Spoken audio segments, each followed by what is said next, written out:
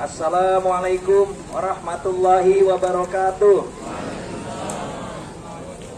Alhamdulillah alladzi arsala rasulahu bil huda wa dinil haq yudhhirahu 'alad dini kulli walau karihal musyrikun.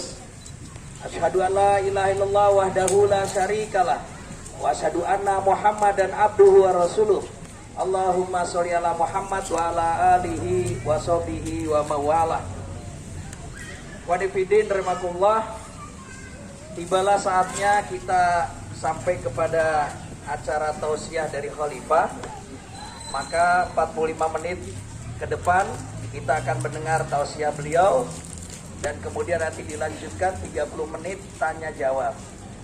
Kalau sudah ada pertanyaan yang disiapkan, itu disiapkan lebih dulu, khususnya ibu-ibu. Boleh ditulis pakai kertas, boleh dikirim via WA. WA-nya siapa? WA-nya Amir Daulah boleh, Amir Wilayah boleh, Amir Umul Qura boleh. Kenapa? Nanti bisa disampaikan ke depan. Insya Allah begitu ya. Sepakat kan?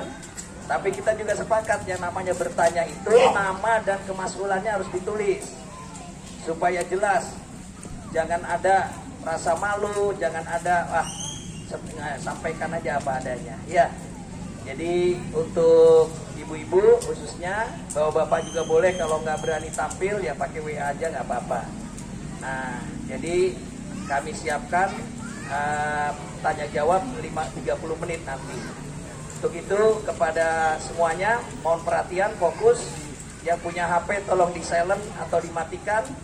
Kemudian ibu-ibu juga perhatikan ke depan semua apa yang disampaikan oleh Khalifah. Mudah-mudahan nanti ini akan membawa atau menjadi bekal kita di dalam menghadapi ibadah saum kita di bulan Ramadan. Kemudian kami persilakan pada Khalifah kurang lebih 45 menit Khalifah.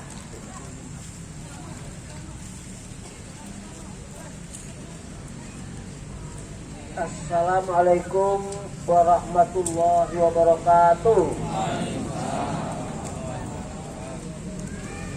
Alhamdulillah ala ni'matil iman wal islam. Wabillahi nasta'in ala umuri dunya waddin. Wa iyyahu na'budu wa iyyahu nasta'in. Wala haula wala quwata illa billahil aliyyil azim. As-shahadatu lillah wahdahu la syarikalah Rabbul arsyil azim Malikil alamin alladzi ilaihi tuhsarun. Summa antum latus'aluna amma kuntum ta'malun. Wa anna Muhammadan abduhu wa rasuluh alladzi ja'ana bil haqqi wa dinil qawim wa hadana ila sirati rabbil azizil hakim. Linafuza fawzad dunya wa yawmaddin. Salawatullah salamuhu ala hadha nabil karim sayyidil anbiya'i wal mursalin sayyidina wa maulana wa habibina wa syafi'ina Muhammadin sallallahu alaihi wasallam wa ala alihi wa sahbihi ajma'in wa ala man tabau bi ihsan ila yaumiddin. Amma ba'du, wa ya ikhwani wa akhwati fid din rahimakumullah. Bersyukur kehadirat Allah pada siang yang cerah ini kita dapat melaksanakan sebuah acara yang setiap tahun sekali dalam rangka pertemuan silaturahim untuk memasuki bulan Ramadan, bulan suci Ramadan. Tentunya pertemuan kita ini diniatkan sebagai ibadah yang semata-mata hanya berharap ridho Allah saja, tidak berharap lain-lain. Karena niat itu, niat itu innamal a'malu binniat. Jadi kalau niat itu tujuannya adalah ridho Allah saja supaya dibalas Allah. Itu niat pertama. Jadi jangan sampai bapak-bapak, saudara-saudara atau ibu-ibu yang datang dari tempatnya masing-masing ke sini. Terus Allah bilang, oh bapak itu ndak minta aku balas, kata Allah. Atau oh ibu itu sana itu ndak minta aku balas. Jangan sampai Allah tahu seperti itu di hati kita. Yang tahu seperti itu kita masing-masing. Kalau kita bangun, oh dia bangun ndak minta aku balas. Yang tahu Allah dan orang yang bangun itu. Kalau mandi umpamanya 2 hari, 1 hari 2 kali, sekian puluh tahun mandi, udah berapa ratus ribu kali mandi. Setiap mandi Allah bilang, oh dia minta aku balas dia mandi. Yang tahu yang mandi itu dan Allah. Itu namanya nih niat. Bukan doa, bukan harapan, niat. Sebagai satu-satunya tujuan mutlak yang menjadi dasar sahnya kita hidup beribadah. Jadi ibadah itu apa? Ibadah itu ialah mempraktekkan ajaran Islam. Karena hidup ini untuk ibadah, maka ajaran Islam itu menerangkan cara beribadah di seluruh kegiatan hidup, termasuk kegiatan sekarang ini. Jadi, maaf ngomongnya, sampai masuk toilet, ngising orang Jawa itu, diajarkan caranya. Saking kasih sayangnya Allah, bahwa hanya Allah akan menurunkan kasih sayangnya, rahmatnya, kasih sayangnya hanya kepada orang yang beribadah. Kepada yang tidak beribadah tidak turun rahmat Allah. Saking kasih sayangnya Allah, masuk toilet, buang apa istilah BAB sekarang dia istilahnya, disuruh cari surga kalau mau beribadah. Kita sudah berapa juta kali itu masuk itu, Allah bilang, oh dia minta aku balas. Ada cara. Maka rumusnya ridho Allah itu kalau kita dapat balasan pahalanya. Katanya Allah itu, wa amma man sakulat mawazinuhu fa huwa fi isatir radiyah wa amma man khaffat mawazinuhu fa ummuhu hawiyah. Rumusnya nggak ada 2, cuma 1 itu rumusnya. Bukan kalau sudah sholat 50 tahun berarti masuk surga, enggak. Mau sholat 1 hari terus mati, belum tentu masuk surga, masuk neraka. Mau sholat 50 tahun belum tentu masuk surga, masuk neraka. Surga dan neraka itu adanya di timbangan pahalanya. Sakulat mawazinuhu, ridho Allah bahwa fi satir radiyah, masuk surga. Khafat mawazinuhu, di neraka yang panas, neraka jahanam. Tidak ada rumus kedua. Jadi kalau pahala mandi hilang, pahala bangun hilang, pahala tidur hilang, pahala ngomong hilang, seperti saya ini, Allah tahu ini. Oh jangan ngomong tuh tidak minta aku balas. Allah tahu juga seperti yang saya tahu. Ya kalau lain lagi ya Allah tahu seperti yang saya tahu, yang lain tidak boleh juga. Maka suudzon itu haram hukumnya dalam Islam. Karena saya tahu isi hati orang. Niat itu adanya di hati. Maka haram suudzon orang beriman itu sama mukminnya. La tasjassasu wa la yaghtab ba'dukum ba'dha. Ayuhibbu ahadukum ayakula lahma akhi maita fakaritu. Kalau sudah salah sangka, mau cerita, saya menduga si Anu itu begini. Itu sama dengan saudaranya Sumanto makan bangkai. Itu saudara kandungnya makan bangkai saudaranya seiman. Allah yang bilang begitu coba. Bukan oh itu sama dengan orang makan bangkai kucing. Bukan. Sama dengan orang makan bangkai saudaranya seiman. Alangkah jijiknya. Waktu itu maka kalian mesti jijik mestinya. Inilah kita adakan acara pada setiap memasuki bulan suci Ramadan, di mana bulan suci itu diistilahkan memang karena banyak rahmat Allah turun berlebihan daripada 11 bulan lainnya. Pemaafan, pengampunan Allah berlipat-lipat. pahala perbuatan itu berlipat-lipat ganjarannya. Semua yang kita lakukan tuh pokoknya nilainya berlipat-lipat dari 11 bulan yang lainnya. Jadi betul-betul keistimewaan dan bulan Ramadan itu dari segala bidangnya adalah berlebihan dalam rangka ibadah. Jadi kalau sholat lalu minta ampun dan bulan suci Ramadan itu lebih harapannya lebih besar daripada di bulan-bulan lain, walaupun tetap harapan itu tetap, tapi nilainya dalam bulan suci itu betul-betul sangat terpuji sehingga dinamakan afdoliyatnya amal lebih besar di dalam bulan Ramadan dari 11 bulan yang lain. Bayangkan kalau lewat ini, wah kita tidak memanfaatkan rugi kita. Maka kita mau masuki bulan Ramadan itu harus membersihkan lahir batin kita. Kalau lahir bersih, terhindar dari semua langkah maksiat. Kalau batin bersih, terhindar dari semua apa yang terlintas dalam hati. Lahir bersih, terhindar dari segala kegiatan maksiat yang menyimpang. Kalau batinnya, itu bersih dari semua perasaan-perasaan yang lepas daripada nilai ibadah, karena niat itu di hati. Jangan sampai nanti ada orang yang naik kendaraan kemari, lalu dia bilang, oh dia naik kendaraan tidak minta aku balas. Nah itu bahaya, karena tidak pun dia berdosa karena dia tidak nunggu orang selamat sampai sini, tetapi dia sudah rugi. Kenapa? Karena ada waktu wal asri yang merugikan, yang tidak diisi dengan amanu amilus sholihat. Amanu amilus sholihat itu singkatnya ibadah. Jadi ibadah itu amanu amilus sholihat, bukan amilus sholihat saja, bukan.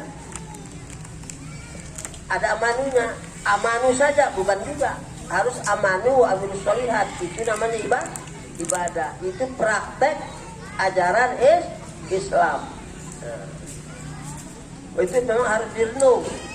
Kalau didengar-dengar begitu lewat saja kurang manfaatnya, harus direnung. Iya ya, Islam itu begitu. Setiap waktu rugi kita kalau nggak diisi dengan amanu amilus sholihat. Amanu amilus sholihat itu yaitu keyakinannya dan harapannya sebagai niat hanya berharap diridhoi Allah. Di dalam ibadat itulah kita ngajukan harapan sebanyak-banyaknya. Kepada siapa? Kepada Allah. Namanya kita berdoa.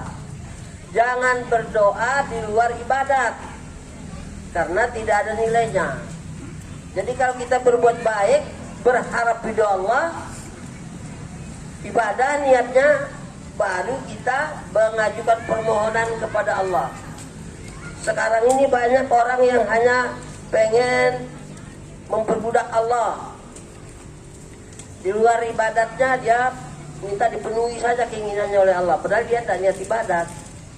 Padahal kalau tidak diniatkan ibadat, tidak sah, tidak turun rahmat Allah. Iya tak? Nah, coba dipikir-pikir. Orang kafir bisa bertani, orang beriman bisa bertani. Orang kafir bisa berdagang, orang beriman bisa berdagang. Orang kafir bisa berkeluarga, orang beriman bisa berkeluarga. Orang kafir bisa membantu keluarganya, orang beriman bisa. Orang kafir bisa memberi modal temannya, orang beriman bisa juga. Sama saja, bedanya dia berniat ibadah apa tidak. Nah, itu. Banyak orang beriman hanya mau memanfaatkan Allah untuk memenuhi doa dia. Umpamanya mau silaturahmi, umpamanya, wah saya besok mau ketemu saudara saya seiman di Jakarta, di mana? Di Surabaya atau dari Jakarta ini. Ya Allah, mudah-mudahan saya selamat dalam perjalanan. Mudah-mudahan saya ketemu dengan orang saudara saya yang ada di sana itu. Mudah-mudahan dia senang menerima saya. Pokoknya Allah itu dimanfaatkan untuk memenuhi keinginan dia, tapi dia tidak beribadat dan niat ibadatnya. Namanya Allah mau diperbudak sama dia. penuhi keinginan saya ya Allah, penuhi keinginan saya ya Allah. Padahal kita ini bukan begitu, disuruh beribadat dulu, dalam ibadah baru cinta. Orang kafir juga begitu. Saya mau ke teman saya di Surabaya, 12 sahabat kita di dalam perjalanan ya tidak ada apa-apa ya, sampai kita ketemu sampai orang kafir juga bisa. Kenapa kamu berobat? Ya Allah, sembuhkanlah saya dengan obat saya. Dia tidak niat ibadat. Orang kafir juga, ya Tuhanku, sembuhlah aku. Ya bisa juga. Hidup ini untuk ibadat, bukan untuk yang lain-lainnya.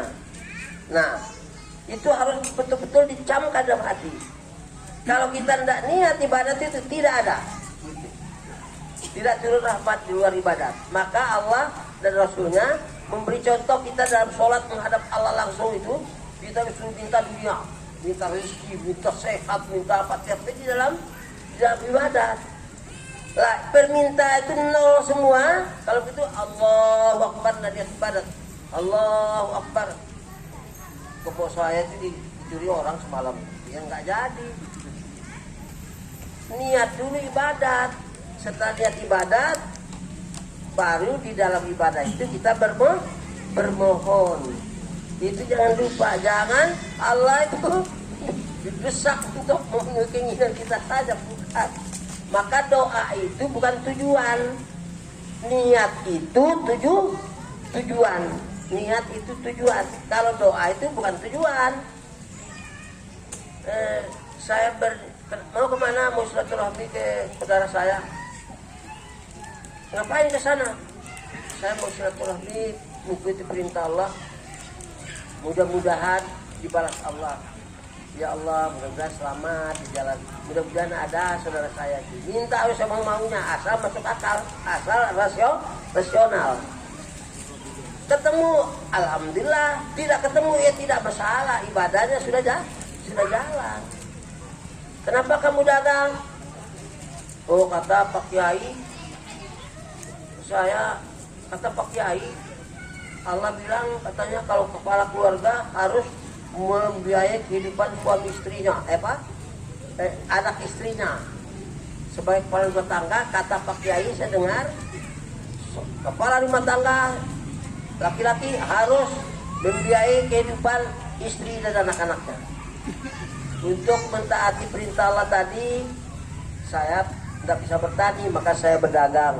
Mudah-mudahan Allah ridhoi saya, ada pahalanya. Oh, dia berdagang minta aku balas. Baru dia berdoa, mudah-mudahan laris ya Allah dagang saya ini. Mudah-mudahan bisa jadi orang kaya, sekaya-kayanya. Mudah-mudahan bisa bikin rumah bertingkat-tingkat. Oh, terserahlah. Syaratnya doa itu kalau masuk akal. Kalau tidak masuk akal tidak boleh. Ya Allah, saya sudah bertahun-tahun nih, miskin terus 40 tahun nih. Mudah-mudahan adalah seberapa kilo kan dari langit turun. Yang nggak bisa nggak masuk akal. Apa usahamu? Dagang tempe. Berapa banyak? Ya, 1 kresek 1 hari dagang tempe. Berapa untungnya? Ya sekitar 40-50 ribu lah sehari. Kenapa kamu gitu? Ya untuk, kata teman saya itu, kata Rasulullah, kita harus bersedekah. Maka untuk saya bersedekah itu dia.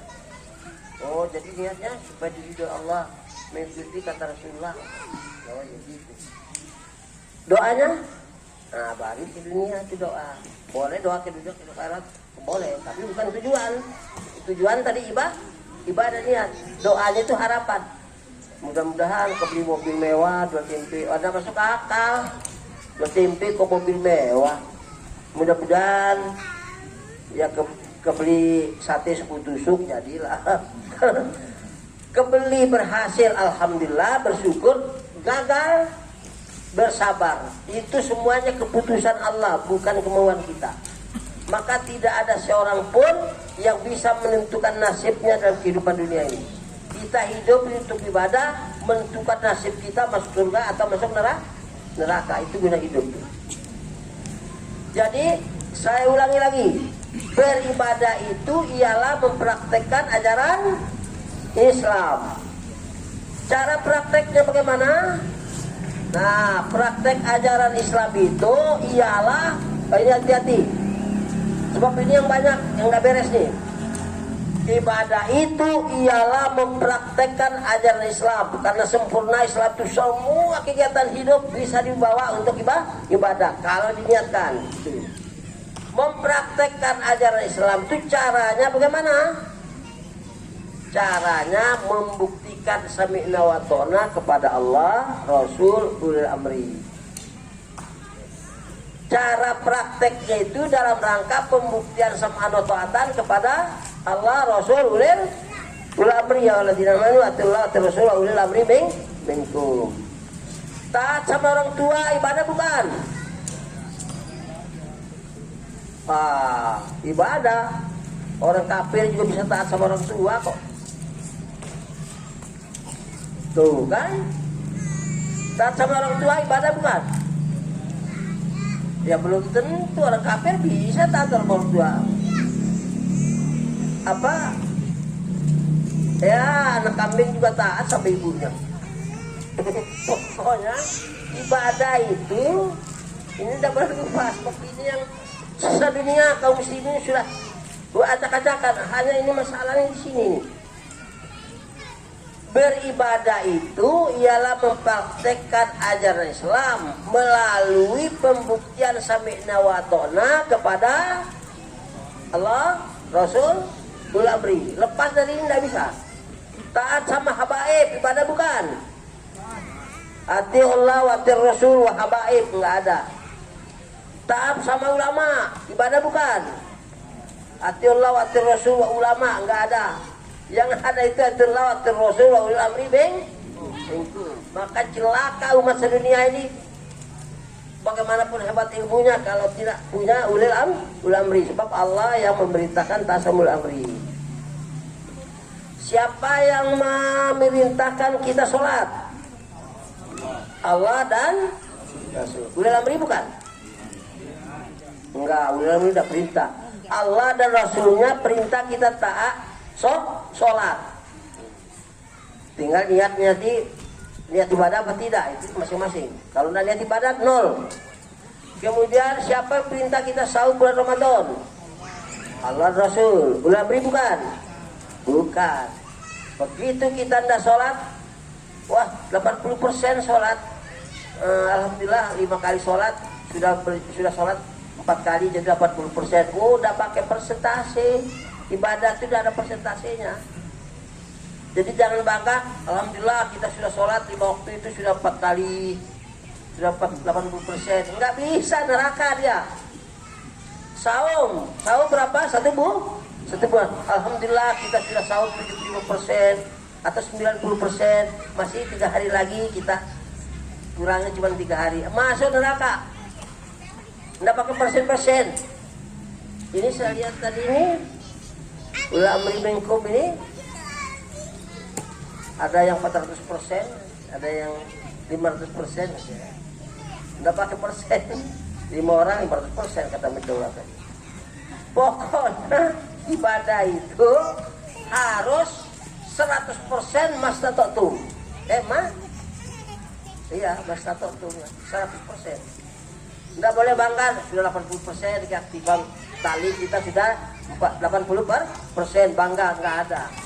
Masuk neraka. Siapa yang menyuruh kita taat sama ulil amri? Ulil amri bukan? Bukan. Yang menyuruh taat sama ulil amri adalah Allah. Maka kalau ulil amri bilang ente minum ini, dia tidak minum masuk neraka. Karena Allah bilang taat sama ulil amri. Jadi kalau perintah kamu berdiri di sudut sana, begitu dia tidak berdiri di sudut situ, masuk neraka. Oh, perintah taat sama ulil amri. Jadi tidak gampang. Bukan kayak organisasi-organisasi karangan kiai-kiai, bukan Islam itu. Jadi nggak main-main. Surganya ada di situ. Tidak ada di luar, itu tidak ada. Pembuktian sam'an wa ta'atan Allah, Rasul, ulil amri. Maka taat sama orang tua. Kenapa taat sama orang tua? Walaupun goblok, tapi dia bilang, teman saya bilang Katanya Allah, katanya cerita sama orang tua anak itu. Oh ikut Allah, taat sama Allah, ya itu namanya ibadah. Diniatin baru jadi. Innamal a'malu binniyat. Enggak diniatin, nol. Enggak ada guna-gunanya. Orang kafir juga bisa taat sama orang tua. Nah ini perhatian, maka itu harus direnung-renung. Jangan sampai nanti tahu-tahu, wah alhamdulillah tahun dulu kita semena watona ngaji 1 bulan 2 kali perintah amri, alhamdulillah 75%. Senang 75%, masuk neraka. Kalau dibilang 2 kali kok 75%, ya 2 kali 100%. Nah, boleh tidak semena watona? Kapan? Kapan bolehnya? Kemajatan. Itu hanya ada satu jalan bolehnya, yaitu izin. Kalau mas'ul 1 bulan 2 kali perintahul amri. Terus ada yang sakit tidak hadir, berdosa dia karena dia tidak izin. Harus izin. Kalau dia tidak izin, mas'ulnya berdosa kalau tidak mengeceknya, karena dia mas'ulun an ra'iyati. Setiap pemimpin dia akan bertanggung jawab dengan kenapa tidak hadir. Kalau dia salah dia harus ingatkan, kalau dia benar dia harus maafkan tidak hadir. Kalau mas'ul tidak bertanggung jawab, wah biasa itu dia malas, udah dia masuk neraka sama dengan yang malas itu, karena dia bertanggung jawab. Mas'ul itu bertanggung jawab. Jadi kalau ada mas'ul, setiap mas'ul perintahnya harus datang ke rumah tangga warganya itu, ke rumah warganya 1 bulan 1 kali. Begitu dia tidak datang, masuk neraka. Dia bertanggung jawab, akan ditanya ini. Jadi tidak gampang. Kalau udah amri masuk perintah apa? Taruh air di gelas. Ente tuang air itu ke gelas. Pemimpin tuh anggota bilang sami nawatona, benar dibalas Allah. Dapat pahalanya, beres dah. Yang menderita tadi enggak. Nanti yang milik kiamat minta, kalau sebagai pemimpin kenapa kamu suruh si fulan itu buang air ke gelas? Apa alasannya? Apa nih? Persoalan sampai yang milik kiamat, enggak gampang-gampang. Maka begitu orang diperintah tidak taat, masuk neraka orang itu.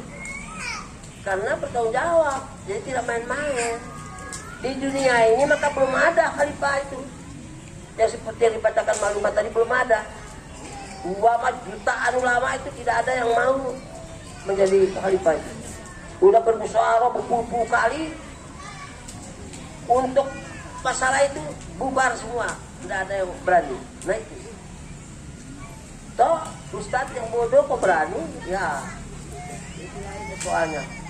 Kalau saya ini tidak mau, juga sebenarnya tidak berani, tapi terpaksa.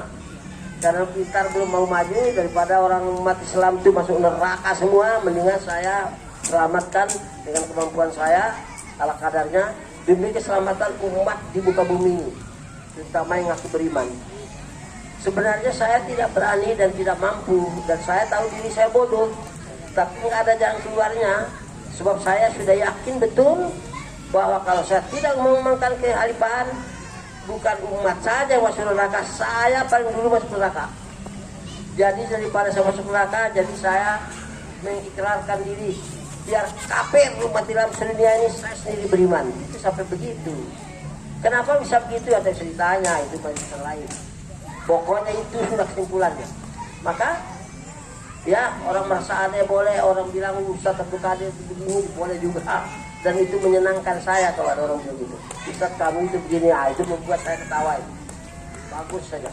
Terus Nabi itu Nabi yang paling cerdas itu bilang paling jujur itu dibilang pembohong. Jadi saya kalau dibilang pembohong itu senang, bukannya susah. Ya begitulah. Maka hati-hati. Untuk masuk bulan Ramadan, sengaja pada bulan Sa'ban kita adakan, tidak boleh di luar Sa'ban. Karena maaf suci kita membersihkan hati dan lahir batin kita ini untuk memasuki bulan suci, untuk mendapat maksimal ridho Allah itu dalam bulan itu yang istimewa.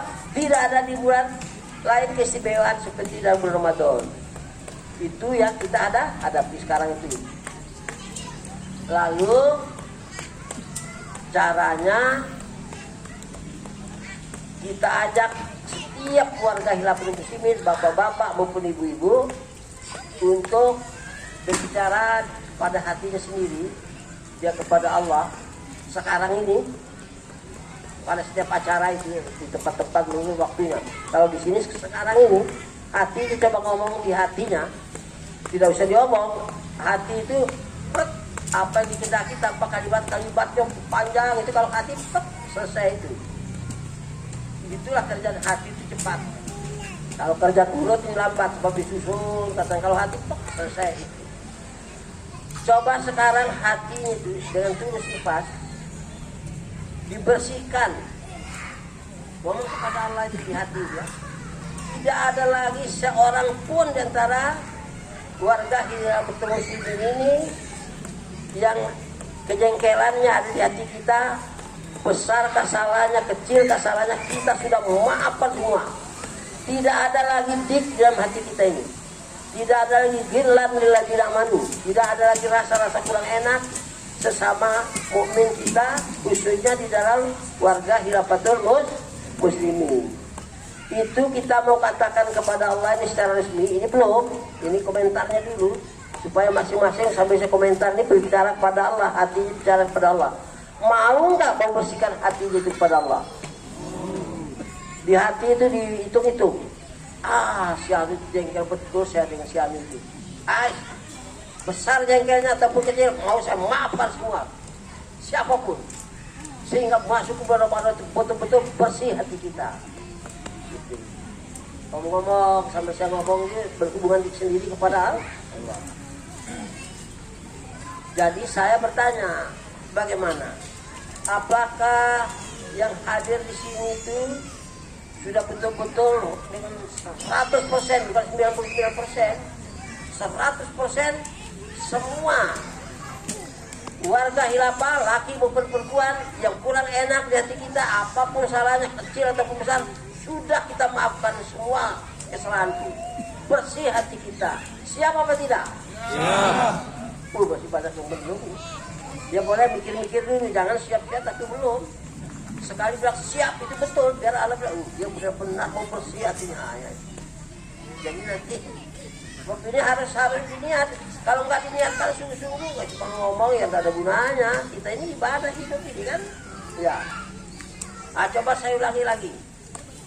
Betulkah kita siap bahwa kita ini masing-masing yang hadir di sini sudah melaporkan dirinya kepada Allah, berniat 100% bahwa tidak ada lagi seorang pun dari warga Hilaful Muslimin ini, baik laki maupun perempuan, yang masih ada jengkel jadi kita telah kita maafkan, walaupun besar kecil dia punya kesalahan, kita maafkan semua. Siap?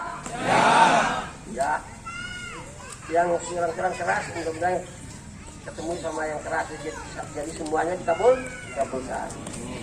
Oleh karena itu saya dengan secara resmi mewakili kalian semua kepada Allah, ya Allah, kami pada hari ini dengan sepenuhnya ketulusan hati kami, ya Allah, kami mohon Engkau ridhoi dan Engkau berkati, ya Allah. Betul-betul kami telah bersaksi di hadapan saudara-saudara kami seiman, dan insya Allah para malaikat pun mencatatnya. Sungguh-sungguh bahwa hati kami ini telah bersih dari semua perasaan-perasaan tidak enak di antara kami sesama kami di dalam Hilaful Muslimin ini. Apapun salah saudara kami seiman dalam Hilaful Muslimin, ya Allah, secara resmi hari ini melalui khalifah kami sampaikan telah bersih semuanya dan tidak ada lagi seorang pun yang merasa bersalah terhadap kami.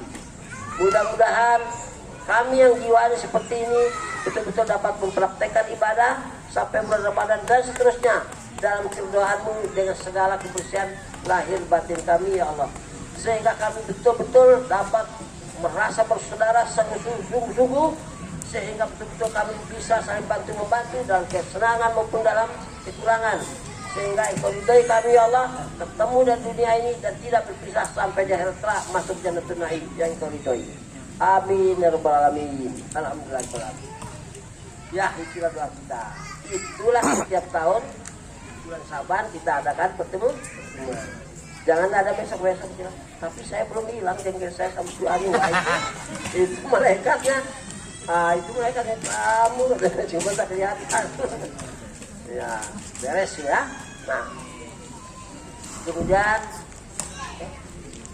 boleh 10 menit lagi. Ya, singkat 10 menit ya dah. Kita hidup ini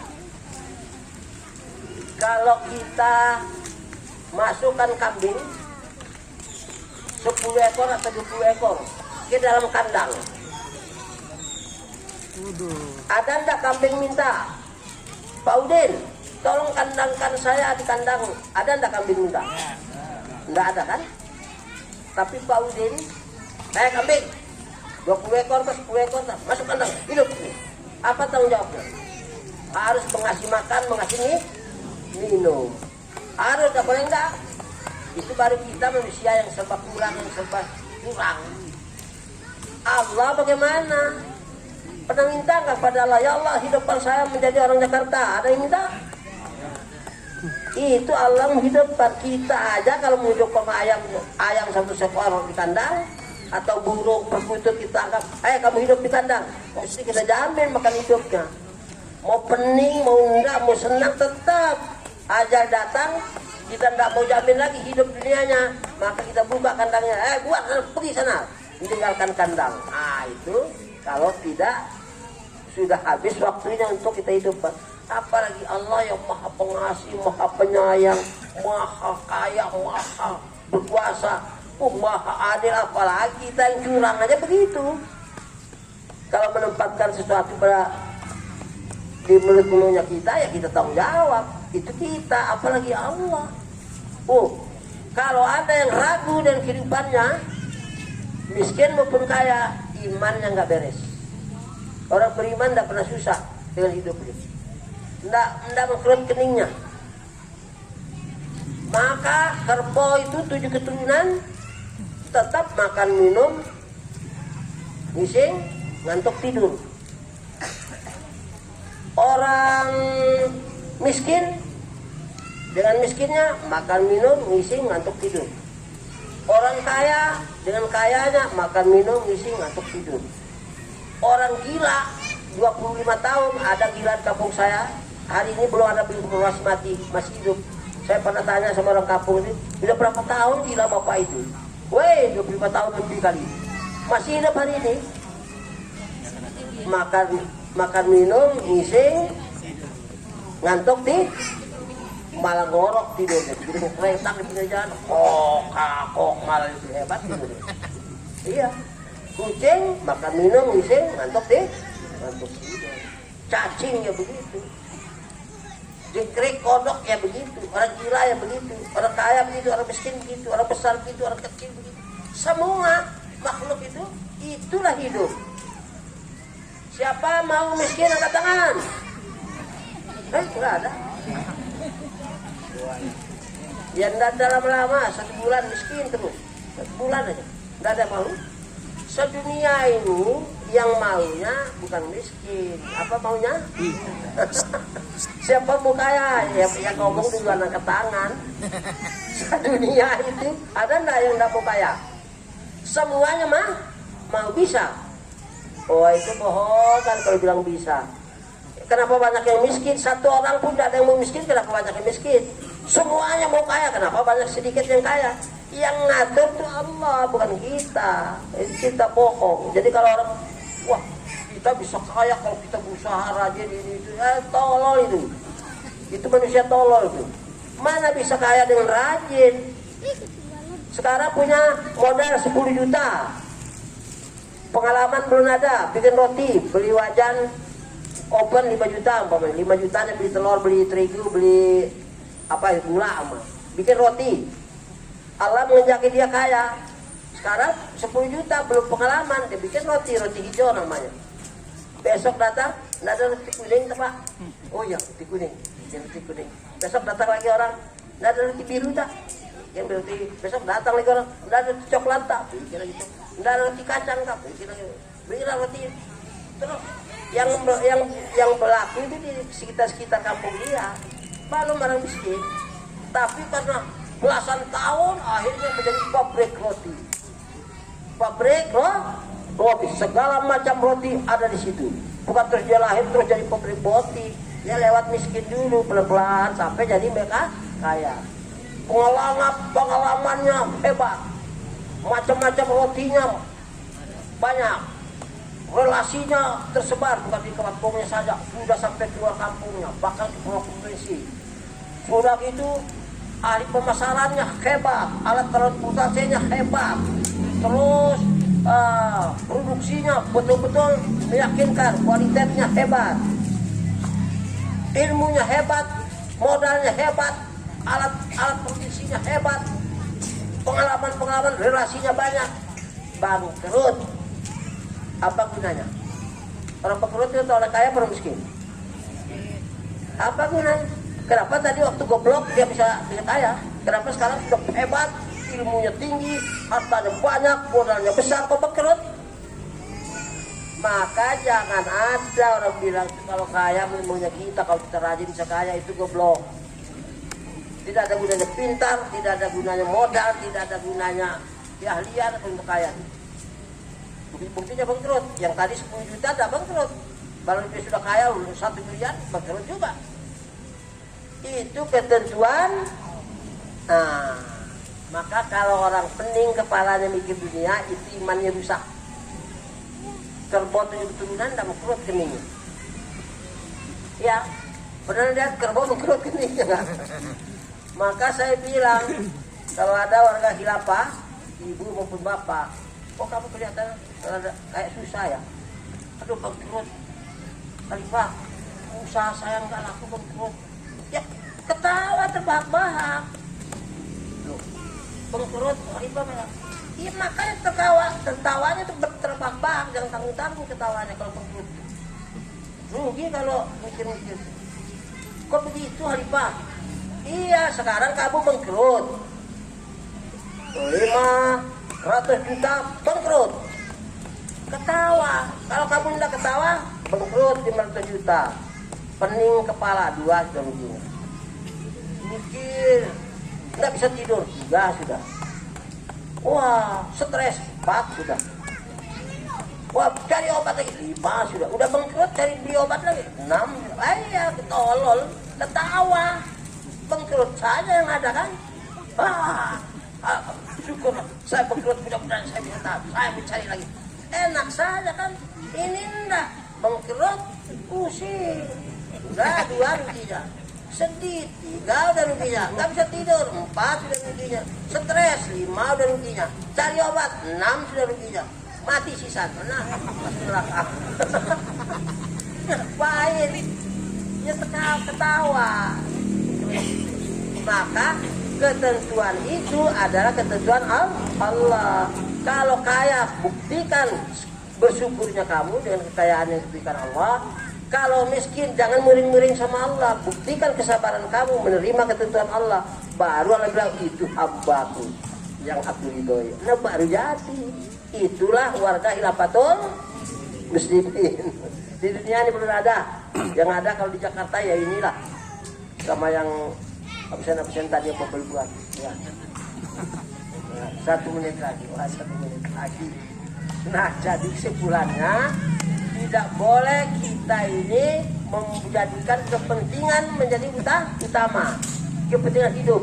Sebab itu gennya bapak kita yang pertama Nabi Adam alaihissalam, katanya lah hidup kamu senang di kampung Minyadab, surganya Adam tuh enak, senang, tidak ada susahnya, tidak akan haus, tidak akan lapar, nikmati semua yang ada, tapi jangan makan itu, buah itu. Datang iblis, ini singkat cerita karena waktunya habis. Datang iblis, Adam, mau lebih enak lagi enggak? Kekal kamu di situ, lebih nikmat lagi hidupmu. Dia mau juga, makan itu, makan buyar. Maka kalau kita itu kepentingan hidup yang kita kejar, maka kita akan celaka masuk neraka. Maka Nabi Adam nangis berpuluh-puluh tahun, nangis yang mereka ayah bertobat. Setelah aku kadang mementingkan kepentingan hidup, ya Allah, aku telah menzalimi diri kami. Betul-betul kami bertobat, tidak mau lagi mengutamakan dunia, tidak lagi mementingkan kehidupan dunia, akan mementingkan taat kepadamu, ya Allah. Dia bertobat berpuluh-puluh tahun. Nah, gen bapak kita itu selalu mementingkan kehidupan dunia. Kita juga begitu, termasuk saya, termasuk semua kita.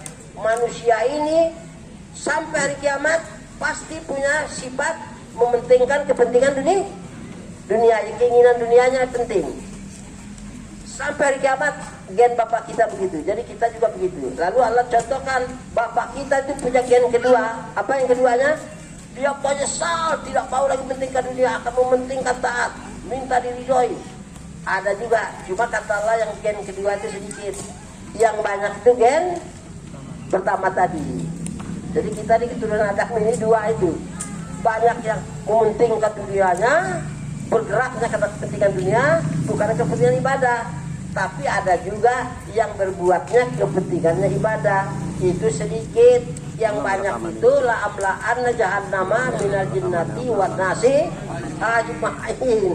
Jin manusia semuanya akan masuk neraka. Nah, kalau di sini nih semua pemada pembawa acara, semua yang ada di sini laki maupun perempuan, besar ataupun kecil, keluar semuanya. Tidak boleh ada yang tinggal di tempat ini. Kalau ada yang tinggal panitianya doang. Yang banyak itu semua keluar. Allah juga begitu. Semuanya masuk neraka. Kalau yang tidak, dia tinggal sedikit aja. Kita ini mau yang sedikit tapi banyak. Iya, tapi doa mudah-mudahan cepat banyak, cepat banyak. Tapi ini mau yang sedikit. Mudah-mudahan kita ini diridhoi Allah, baru kita doa-doa itu tidak penting, tidak tujuan. Tapi boleh juga doa asal masuk akal, tapi bukan tujuan. Kenapa kamu berdoa? Biar orang itu sadar. Enggak, rugi. Itu kepentingan namanya. Kenapa kamu doa? Ini kewajiban saya sebagai muslim. Baliwati walau ayat. Jadi saya mudah-mudahan diridhoi Allah. Baru doa, mudah-mudahan orang itu sadar. Marah juga tidak ada urusan. Jadi jangan kepentingan depan, ibadah belakang jangan. Gunakan ibadah tujuan hidup kita. Nama amal dunia. Baru di dalam ibadah kita berdoa. Jangan tetap doa lagi Allah itu kita berbudak untuk memiliki hidup kita. Padahal kita itu ibadah. Paham? Mudah-mudahan. Minta maaf kurang lebihnya. Sebab inilah memang yang harus kita tanamkan matang-matang kepada tingkat awalnya orang-orang yang mau menerima ibadah ini. Bukan tingkat tinggi ini, tingkat paling rendah ini. Tingkat kelas satunya. Kalau tingkat tingginya sudah lain nanti. Mudah-mudahan kita diberkahi Allah, dipersiapkan oleh Allah lahir batin kita untuk mampu beribadah di semua kegiatan hidup kita dengan niat. Amin. Wakil qauli hadza astaghfirullah li wa lakum Amin. Saya kembalikan kepada Abdullah. Alhamdulillah.